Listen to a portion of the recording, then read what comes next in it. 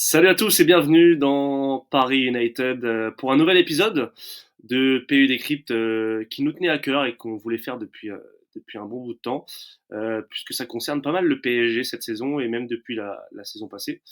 On s'est demandé et on s'est posé la question si les corners à deux étaient un atout ou plutôt un fléau pour le PSG aujourd'hui et plus généralement dans le foot, on parlera du foot aussi. Et pour parler de ce sujet tactique, évidemment, coach Yacine, qui est avec moi. Comment ça va, Yass? Salut à tous, ouais, ça va bien, tranquille. Eh ben Il fait pas nickel. très chaud, mais ça va. Ouais, ouais, ouais, il commence à faire froid là. Ouais. Ça devient un peu technique. C'est vrai que le PSG joue beaucoup ses corners à deux. Moi, je suis souvent au parc et c'est vrai que les corners à deux, ça agace pas mal de gens, mine de rien. Mm. La première réaction, c'est ah pourquoi vous l'invitez pas dans le paquet? Il y a du monde, les défenseurs montent. On a vu contre Eindhoven que ça pouvait marcher. Kimi marque sur un corner à deux. On l'illustrera tout à l'heure. Déjà, ton point de vue, toi, plus largement, pourquoi le PSG aujourd'hui joue ses corners le plus souvent à deux depuis Luis Enrique, j'ai envie de dire. Je pense qu'il y a plusieurs raisons. La première, c'est que Luis Enrique aime avoir cette possession et en fait, tu t'évites des transitions sur des corners justement que tu enverrais dans le paquet et qui ressortiraient. Donc à deux, bah, tu repars en fait sur une phase comme si tu étais très haut et que tu voulais contourner en ayant la possession. Mais je pense que c'est pas tout. Je pense que la deuxième raison, c'est le déficit que présente le PSG sur les coups de pied arrêtés, parce que ça fait longtemps qu'on marque plus. Alors, on a marqué la saison dernière sur quelques corners, mais c'est très rare par rapport au passé. Si on a donc le fait que tu aies un déficit athlétique et un déficit dans le domaine aérien, bah, tu te dis: «Ouais, OK, mais sur 10 corners, on en gagne un. Est-ce que ça vaut le coup de la mettre dedans?» Et c'est vrai que nous, devant la télé ou au parc, ou au stade plutôt, on est parfois frustré parce qu'on se dit: «Mais en fait, à quoi ça sert?» Parce que souvent le problème, c'est le résultat que ça donne. Mais le truc, c'est que si tu le mets dans le paquet et que tu en prends 1 sur 10, c'est aussi problématique et c'est vrai qu'il y a, 5 ans, par exemple, le PSG, enfin même, allez, on va dire 8 ans, mais, entre 5 et 8 ans, le PSG présentait quand même, David Luiz, Cavani, Ibra, Thiago Silva, Marquinhos, enfin, je veux dire même Alex avant, en termes de faculté à gagner les duels aériens, à être bien positionné. D'ailleurs, le PSG, par exemple, avec Cavani, il y avait souvent cette, combinaison avec ce corner au premier poteau et soit Cavani venait couper pour marquer, soit il venait couper pour dévier. Mais parce qu'il y avait aussi du monde derrière, on a souvent vu Thiago Silva au deuxième poteau. Donc, bah, quand tu additionnes les deux éléments, le déficit athlétique et le fait de ne pas vouloir être contré et de maîtriser la possession, bah, tu te retrouves, oui, à jouer les corners à deux. J'ai dit une bêtise en intro, j'ai dit que ça datait de Luis Enrique, c'est pas vrai, puisque quand le PSG avait Messi par exemple et Neymar notamment, ça jouait beaucoup les corners à deux, si je me rappelle très Mais parce bien. qu'on avait déjà perdu Thiago Silva, on avait déjà perdu Cavani. Et est-ce que aussi le PSG a des vrais tireurs de corner aujourd'hui? À l'époque, bon, il y Ouais. avait Di Maria par exemple qui les tirait pas mal. Aujourd'hui, tu regardes, il y a qui Lee les tire un peu, Ousmane Dembélé de temps en temps, mais Ouais, globalement, t'as alors pas un vrai tireur de. il les tire, mais il les tire pas bien. Il faut en désigner un parce qu'il faut qu'il y en ait un qui le tire, mais en fait, on n'en a pas. On n'en a pas et ça fait un moment qu'on n'en a pas. Avant, tu avais Di Maria, voilà, il y avait des joueurs qui étaient capables de mettre des vrais coups de pied arrêtés et et c'est vrai que de toute façon, c'est quand même une tendance du football actuel où, moi je trouve, en tout cas, c'est mon avis, heu que les coups de pied arrêtés sont de moins en moins bien tirés. Ils n'arrivent pas dans les bonnes zones, ils sont souvent trop courts, ils sont pas tendus, ils sont, beaucoup, très aériens, et donc plus facilement lisibles pour le gardien. On cherche des zones, mais bon, il y a pas moi, je regarde beaucoup de matchs et franchement, les coups de pied arrêtés, c'est de pire en pire et que ce soit corner ou coup franc excentré, on va dire. Même coup franc direct d'ailleurs, mais alors à la limite, coup franc direct, c'est un peu plus compliqué, mais tout ce qui est coup franc excentré, corner, je trouve que c'est vraiment de moins en moins bien tiré. On n'a plus toute cette, qualité de frappeur qui a existé, avant Et évidemment que ça aussi, ça joue sûrement sur les choix de Luis Enrique. On le voit là sur l'image que je montre, c'est le dernier corner à deux que le PSG a marqué avec je crois que c'était Lee d'ailleurs, Lee et Nuno Mendes sur le côté et après Ruiz qui décale Hakimi. Est-ce que si on élargit globalement au bilan, même si c'est dur de faire un bilan de corner, c'est une bonne chose ou est-ce que c'est plutôt quelque chose qui ne marche pas parce que enfin, on fait les corners à deux, mais derrière, il faut contourner le bloc. Il faut pas avoir de déchets techniques, sinon c'est mort et en plus tu t'exposes à un contre. Voilà, le PSG ne marque pas non plus souvent sur des corners à deux, quoi. Ouais, parce que je pense, moi, que, alors ça, c'est un défaut de Luis Enrique, et il s'en cache pas, hein. Les coups de pied arrêtés sont pas réellement travaillés. Et quand tu joues un corner à deux, je pense qu'il faut qu'il y ait des combinaisons qui soient travaillées, maîtrisées, pour que ça donne quelque chose d'intéressant. Parce que finalement, quand tu joues un corner à deux, qu'est-ce qui se passe souvent? Bah, il y a le joueur qui est à 2 mètres du tireur, on lui donne le ballon, ils sont déjà deux là autour du ballon. La défense adverse sort très vite côté, c'est plus facile de fermer côté qu'à l'intérieur. Et comme en plus le PSG n'a pas une vitesse de transmission exceptionnelle, bah pour sortir de là, tu n'as pas les relais. Et l'autre problème aussi, c'est que, j'ai oublié d'en parler dans la première partie, mais moi, ce qui me dérange sur les corners à deux, bon, on peut là d'ailleurs en parler dans cette partie, ça rejoint, c'est pourquoi mettre autant de monde dans la surface si c'est pour jouer le corner à deux? Parce que finalement, tu te retrouves à avoir plein de joueurs qui montent, qui se mettent dans la surface, Pacho, Marquinhos, Fabian Ruiz quand il est là. Mais on sait que 8 fois ou 9 fois sur 10, ça va pas être pour avoir un centre, mais ça va être pour repartir sur une zone une phase de possession. Et donc, il n'y a rien d'intéressant là-dedans à les faire monter parce que finalement, ils montent pour rien. Il va falloir gérer peut-être une transition et donc revenir très vite. Donc ça, déjà, c'est pas ultra logique.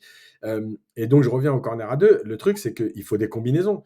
Peut-être des courses différentes, peut-être des joueurs qui partent de plus bas, peut-être des joueurs qui sortent au dernier moment pour être aux abords de la surface, pour être des relais.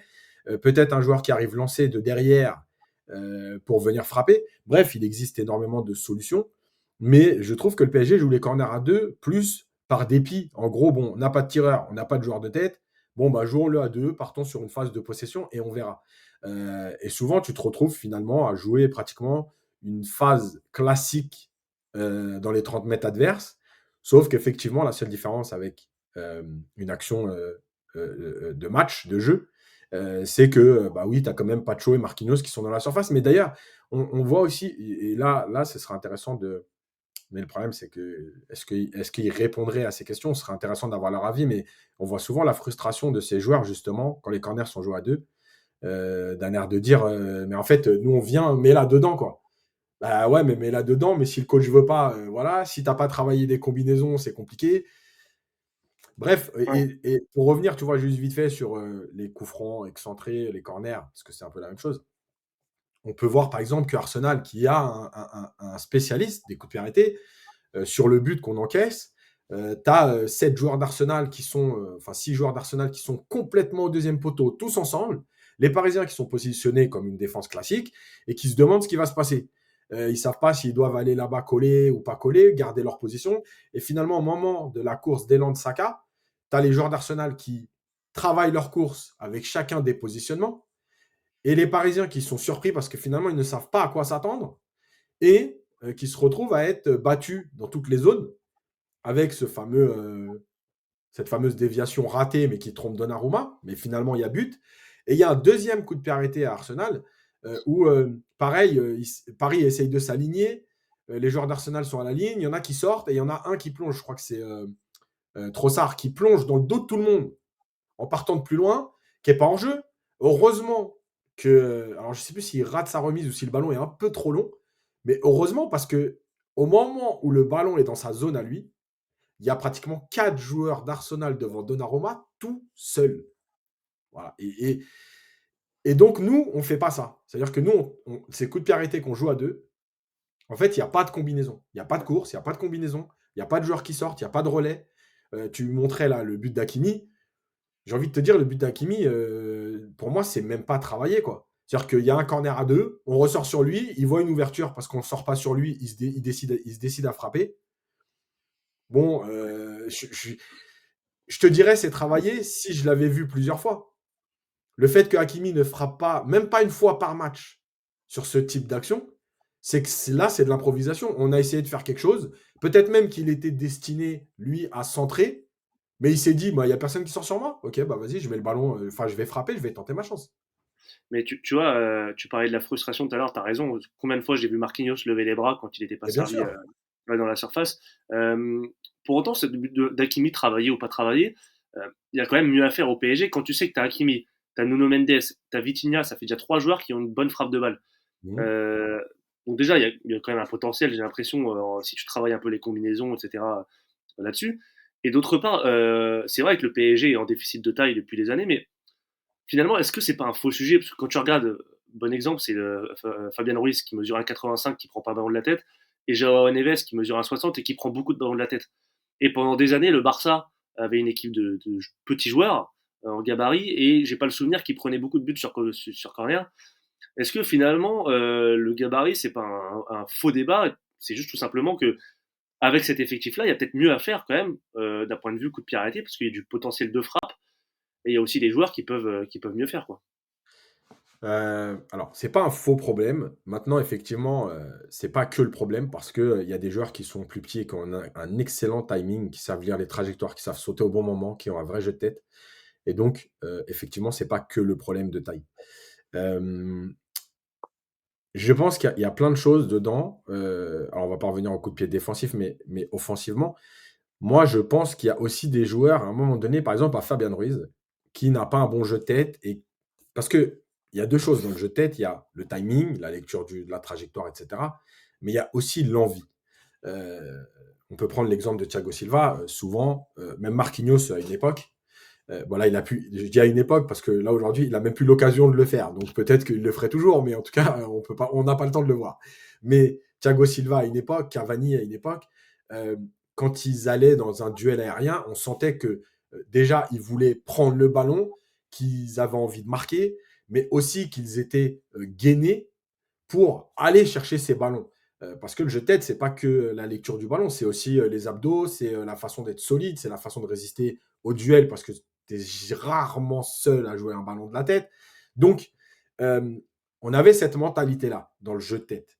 Aujourd'hui, effectivement, on l'a plus. Mais peut-être qu'il faut se servir aussi d'un Fabian Ruiz qui est assez grand, qui n'a pas forcément envie de jouer, mais pour justement travailler des choses. Ça veut dire peut-être que Fabian Ruiz, il pourrait très bien faire un bloc pour permettre à Marquinhos dans son dos de lui aller jouer le ballon de la tête. Donc, effectivement, ce que tu dis, c'est vrai. Il y a une partie, c'est la taille, etc. Ça, on peut rien y faire. Mais c'est pas que ça. Je continue de dire qu'il y a un état d'esprit qui n'est pas bon parce que même défensivement, là, on peut rejoindre avec le côté défensif. Sur plein de coups de pied arrêtés, on est en difficulté. Donnarumma qui ne rassure pas, mais aussi des joueurs, on n'a pas l'impression qu'ils sont. De toute façon, ça rejoint ce que je dis souvent, on est une équipe de gentils. Dans la surface, on regarde plein de matchs de Ligue des Champions. Dans la surface, ça s'attrape, ça s'accroche, ça se met des coups, ça se laisse pas sauter. Voilà, nous, on laisse sauter les mecs. Nous, on est que des gentils, on fait pas de faute, tu vois. On a les bras en l'air, on attend, j'ai pas touché, j'ai pas fait faute. Bon, voilà. Et le truc, c'est effectivement de travailler ces combinaisons. Ce que je disais, ok, on le joue à deux, ou peut-être qu'on ne le joue pas à deux, mais à ce moment-là, Fabian Ruiz, Zaire Emery, bah, peut-être que vous allez servir à autre chose. Servir à gêner la course d'un défenseur devant Marquinhos ou devant Pacho pour leur permettre d'être libre. Faire un bloc, faire une fausse course. Même si tu sais que tu vas pas avoir le ballon, peut-être que Fabian Ruiz, s'il piquait au premier poteau, vu la taille qu'il fait, il y a peut-être des défenseurs qui le suivraient. Et à partir du moment où ils le suivent, ça ouvre des espaces derrière. Donc, moi, je continue de penser, et je le pense par rapport à ce que je vois, mais aussi par rapport à ce que je sais, que Luis Enrique ne considère pas les coups de pied arrêtés comme quelque chose de déterminant. Donc, il se dit peut-être que c'est pas la peine de passer 1 heure par semaine à travailler des choses qui ne sont pas déterminantes dans le jeu. Et en plus, je crois qu'il l'a déjà dit plusieurs fois en conf de presse, hein, Ouais, ou alors, soit il le dit directement, mais en général, il fait une petite blague ou une petite phrase, enfin, dont il a le secret. De temps en temps, il botte en touche. Enfin, voilà, mais on sent que c'est pas un sujet pour lui. exactement. Dernière question sur le football et les corners à deux dans le foot en général. Est-ce que c'est une spécialité plutôt de ces dernières années? Je sais que Manchester City le fait pas mal aussi avec Bernardo Silva. Avant, il y avait Mahrez. Bon, cette saison, j'ai un peu moins fait attention, mais je sais quoi, Guardiola, en tout cas, il aime bien ça. Et pourtant, il a du gabarit, lui, pour le coup, Mm. avec Ruben Dias, Stones, Haaland, etc. Arsenal et Arteta aiment bien les tirer. Voilà, est-ce que c'est une tendance ou est-ce que c'est un phénomène isolé? C'est pas un phénomène isolé. Je vais faire de la pub pour notre podcast, mais je ramène les gens au podcast sur l'évolution du jeu. Malheureusement, dans le foot, on suit des modes et cette mode, elle va rejoindre tout ce que j'ai dit dans l'évolution du jeu, à savoir qu'on a des coachs de plus en plus rigides qui ne veulent plus laisser le moindre espace aux erreurs et à l'improvisation. Et à partir du moment où tu joues un corner à deux, en fait, tu repars sur une séquence de maîtrise. Donc, tu ne t'exposes pas à un contre ou une transition qui serait jouée sur un renvoi de la défense sur un corner que tu gagnerais pas dans le duel, et donc une phase de transition qui te mettrait en danger. D'ailleurs, je vais aller un peu plus loin, c'est que on le voit, tu vois, très souvent aujourd'hui, on a quand même des équipes euh, qui défendent à 10 ou à 11, si on compte le gardien, sur les coups de pied arrêtés. Et pourtant, on a 95% des coachs qui laissent deux défenseurs aux abords du rond central. Moi, ça me surprend toujours parce que je me dis toujours, alors effectivement, ce serait peut-être très énervant, très frustrant, très irritant de prendre un but alors que tu avais un corner. Mais laisser deux joueurs défensifs alors qu'il n'y a pas un seul attaquant au-delà des 30 mètres adverses, moi je trouve ça toujours spécial, quoi. Je me dis, mais en fait, vous avez peur de prendre des comptes. En fait, vous avez tout le temps peur, quoi. Sur un corner, vous avez peur. Sur une phase de jeu, vous avez peur. Donc, il faut tout contrôler. Et c'est une tendance, ce corner à deux, parce que, je le redis, c'est ne pas t'exposer, justement, à une transition que tu ne maîtriserais pas. Parce que bah, quand tu as 8 joueurs dans la surface, à un moment donné, il y a quand même des espaces dans ton dos. Et que on a déjà vu, moi je me rappelle par exemple à l'époque de Dortmund, le Dortmund qui jouait vraiment la contre-attaque. Après un coup de pied arrêté, j'ai déjà vu Dortmund finir à 4 ou 5 dans la surface adverse alors qu'ils partaient d'un corner de chez eux. Donc, euh, c'est une tendance parce que les coachs veulent minimiser ou limiter les erreurs et les phases de transition. Et à partir du moment où tu joues le corner à deux, comme je le disais au début, tu repars dans une phase classique de possession. Une fois que le ballon est en jeu et que tu ne l'as pas mis dans le paquet, eh ben, il va falloir des courses pour recontourner le bloc, comme si tu dominais sur une action classique. Et comme tu le disais, et tu vois, Manchester City, c'est marrant parce que, alors encore une fois, c'est Guardiola, mais tu disais, il y a de la taille, et c'est vrai, tu as Stones, tu as, Dias, le défenseur central. Ruben Dias, t'as Guardiola, t'as Haaland, t'as Rodri quand il est pas blessé, t'as du monde. Voilà. Bon, malgré tout, Rodri, c'est un peu spécial parce que c'est pas un super joueur de tête non plus. Mais quand même, tu as Haaland, tu as, tous les joueurs qu'on a cités. Ouais. Mais c'est vrai que aujourd'hui, Guardiola a décidé de ne plus forcément frapper. Après, la différence avec Arteta, avec Guardiola, c'est qu'ils travaillent. En tout cas, il y a des choses qui se passent. C'est pas simplement on joue à deux et on verra ce qui va se passer. C'est on joue à deux, mais parce qu'après, on attend des courses de certains dans les intervalles, au deuxième poteau. Donc, c'est un peu différent. Et moi, je pense que ce qui manque au PSG, c'est pas juste de dire on joue les corners à deux. Oui, c'est vrai. Mais c'est d'avoir mis en place quelque chose pour que ce corner à deux ne soit pas juste en fait remettre le ballon en jeu.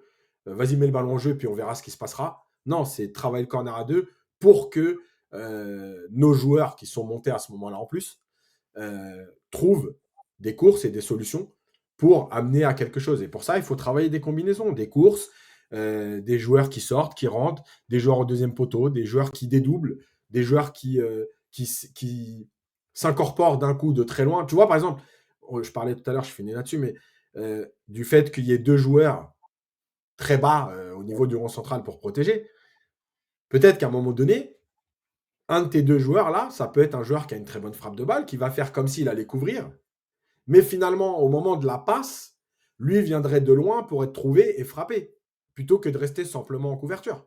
En plus, tu peux faire des trucs comme ça. Le but de Vitinha à Barcelone, Et oui, c'était quand même, je pense, travaillé parce qu'il est positionné dans une certaine zone. ouais, Voilà. Là, Hakimi, c'est peut-être peu importe, mais tu as des choses à faire, je pense, parce que tu as des frappeurs. ouais, Je te dis notamment Mendes, Hakimi et Vitinha, ouais, entre autres, voire Asensio quand il joue. Et je pense que enfin, il y a du potentiel, mais ouais. Mais moi, je pense que Luis Enrique se dit, les coups de pied arrêtés, statistiquement, on considère aujourd'hui que je crois que c'est 30% des buts. Mais peut-être que lui, dans ses équipes, il faudrait peut-être étudier ses équipes, mais peut-être que lui, dans ses équipes, se dit, moi, depuis que j'entraîne depuis 15 ans, ça représente 8%. Je ne vais pas me faire chier à travailler des trucs pour 8% des buts. Parce que déjà, tu marques une centaine de buts par saison, toutes compétitions confondues, ça fait 8 buts. Donc peut-être que lui se dit, c'est pas assez pour que je perde du temps là-dessus. ok. Effectivement, je pense que c'est une erreur. À titre personnel, je pense que c'est une erreur. Ouais, parce que ça peut Mais débloquer des matchs. On a déjà vu des matchs, ouais, ouais. voilà, des Et matchs qui étaient en surtout, galère. surtout, on en a perdu des matchs comme ça. En Euh, plus, mais des matchs, mais justement, tu vois, si tu perds des matchs comme ça, c'est qu'à un moment donné, c'est effectivement, ça représente pas 70% des buts, ok. Mais dans des matchs serrés, c'est quand même un atout de te dire que tu peux faire basculer le match sur un dernier corner, sur un coup franc excentré où tu vas obtenir une faute. Parce que finalement, nos joueurs, à la fin, euh, bah, quand ils obtiennent une faute sur le côté, on a presque l'impression que c'est plus un bonus pour les autres qu'on fait faute ouais, que nous se dire, tu vois, moi j'ai connu le parc avec Ricardo, Valdo et tout, Comboiré, Alain Roche. Je peux te dire que les mecs, ils évitaient de faire des fautes parce que quand tu faisais une faute, il y avait grand, grand, grand danger. D'ailleurs, le PSG est champion sur un corner, le PSG bat le Real sur un coup franc excentré. Donc, t'évitais de faire faute. Et ça aussi, c'est important quand tu sais que l'équipe adverse est capable de faire ça. Bah, peut-être que, voilà, sur Barcola, plutôt que de faire une faute sur Barcola à 30 mètres du but un peu excentré, bah, tu vas pas la faire parce que tu te dis, ouais, mais ok, mais si je fais faute là, ils vont nous mettre un ballon qui va nous mettre en galère parce qu'ils sont très bons sur les coups de pied arrêtés. effectivement. Et c'est vrai que c'est un sujet qu'on voulait évoquer parce qu'on n'a pas toujours le temps dans les podcasts Ouais, de le faire. On a beaucoup de choses à évoquer, donc voilà. Je vous invite aussi à aller voir, Yacine en a parlé, l'émission qu'on avait faite sur l'évolution du jeu, tous les deux déjà. Et c'est vrai qu'on avait pu évoquer pas mal de choses. J'en profite pour vous remercier pour vos retours parce que ils étaient plutôt pas mal sur cette émission. Donc on ouais. essaiera de vous en refaire au cours de la saison. Voilà, on a du temps, donc Celle on va aussi essayer. sur les dérives du foot. Il y a eu beaucoup, Et beaucoup de celle sur les commentaires. dérives du foot dans un autre registre très très intéressante, Ouais. mais vraiment des retours au top. Donc ouais. Merci à tous. On vous retrouve pour le débrief PSG Lens et un match important parce que c'est le match d'avant PSG Atlético, Ouais. peut-être le match décisif de cette première partie de saison. Donc faudra pas se rater. Merci Yacine et puis à Merci. très vite. Ciao. Ciao.